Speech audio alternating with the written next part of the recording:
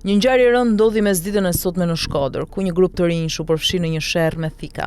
Dy vëllezër, njëri 17 vjeç e tjetri më i vogël, si edhe një person tjetër mbetën të plagosur me thik para gjimnazit Shenazeh Juka në Shkodër.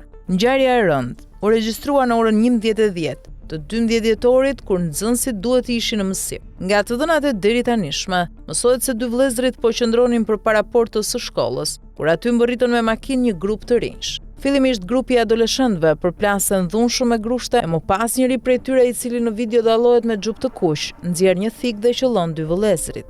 Ata u transportuan në spital dhe bëhet me dije se janë jashtë rrezikut për jetën. Nxënës të gjimnazit Shenazeh Juka janë vetëm dy vëllezërit. Policia e Shkodrës në njoftimin paraprak bëri me dije se i plagosur ka mbetur edhe një person nga grupi tjetër, por ende nuk ka të dhëna nëse ka dëmtime thike apo nga sendet forta.